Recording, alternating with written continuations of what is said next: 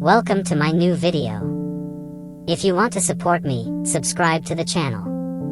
This is really cool because it can significantly reduce your driving costs, especially if the driving conditions are favorable and if you can regularly charge the truck at home. I personally own one of these PHEVs and I have to say that it has drastically reduced my fuel bills compared to my old Land Rover.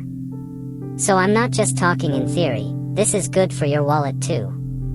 A grueling 4,000-kilometer test was recently conducted in Australia, which included a variety of conditions, driving with a trailer, highways, and demanding terrain like sand dunes. The models tested were the BYD Shark, GWM Cannon Alpha, and Ford Ranger PHEV. One of the challenges with PHEV pickups is charging the batteries, as charging the high-voltage batteries takes about an hour using a DC fast charger.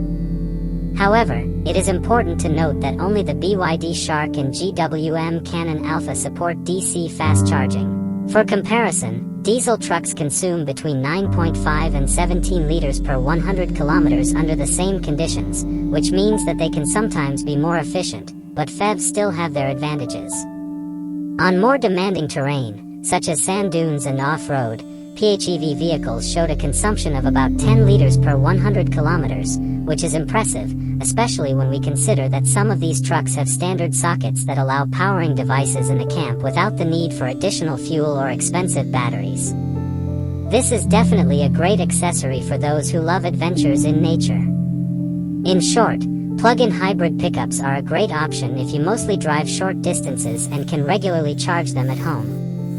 For more difficult tasks, such as towing heavy trailers and long journeys, they still have certain limitations, but the progress is there and this is certainly a good step towards greener and more economical driving. For comparison, diesel trucks consume between 9.5 and 17 liters per 100 kilometers under the same conditions, which means that they can sometimes be more efficient, but PHEVs still have their advantages. On more demanding terrain, such as sand dunes and off-road, PHEV vehicles showed a consumption of about 10 liters per 100 kilometers, which is impressive, especially when we consider that some of these trucks have standard sockets that allow powering devices in the camp without the need for additional fuel or expensive batteries. This is definitely a great accessory for those who love adventures in nature. In short, plug-in hybrid pickups are a great option if you mostly drive short distances and can regularly charge them at home. For more difficult tasks, such as towing heavy trailers and long journeys, they still have certain limitations, but the progress is there and this is certainly a good step towards greener and more economical driving.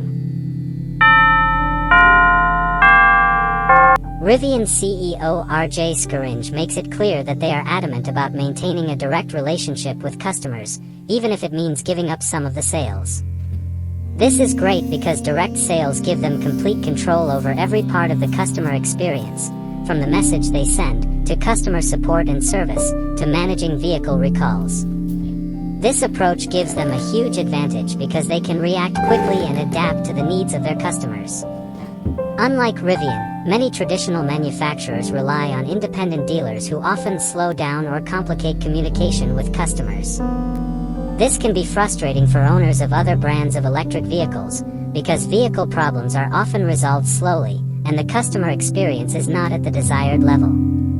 For example, with some other brands, customers often wait a long time for repairs, and information about the service status arrives late or is incomplete.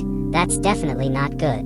Rivian, on the other hand, bears full responsibility for service and support, which is great because it means there is one clear address for help. However, this model also has its challenges. Scaringe openly admits that the company has not yet fully developed its service network and that there are problems with long waiting times and difficult communication. But this is good because Rivian is actively working to quickly increase capacity and improve service.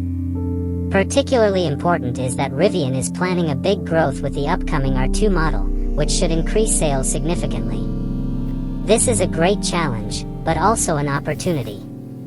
In order to be ready, they are already working on building the service infrastructure and want to increase the efficiency of the existing service locations. They are planning to introduce work in more shifts and make better use of the technicians' capacities. This is really great because it will enable faster and better servicing of a larger number of vehicles. All in all, The direct relationship with customers is what differentiates Rivian from the competition. Although there are challenges, this approach is good because it provides control over quality and customer satisfaction, which is crucial in today's fast-changing world of electric vehicles. Scaringe and his team are aware of their shortcomings, but their commitment to solving the problem shows that the future is bright and that this will be a good model for others who strive for quality and transparent service. Their electric vehicle battery factory in Michigan, known as BlueOval Battery Park, still qualifies for manufacturing tax credits under the Trump administration's new law. This is great news because it represents a major win for Ford and its plans to produce affordable next-generation electric cars.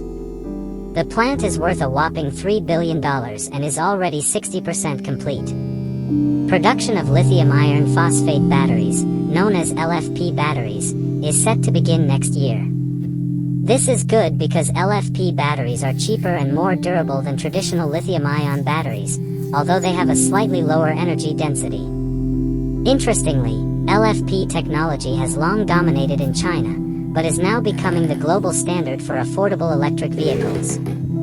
Ford sees this as a great opportunity to take the lead and bring this technology back to the US. Although the Trump administration's new law introduces stricter rules and restrictions on electric vehicle tax credits and relaxes emissions rules, incentives for domestic battery production remain. However, it is now mandatory to use a higher proportion of domestic raw materials. This is good because it encourages the development of local industry. Ford's factory is also under pressure for its partnership with Chinese battery maker CATL, which has sparked controversy over allegations of forced labor in China. However, Ford remains committed to its mission and continues to build its future on domestic manufacturing and innovation. This is a great development for the American electric vehicle industry and a great sign that things are moving in the right direction. If you want to support me, you can subscribe. Thanks for watching.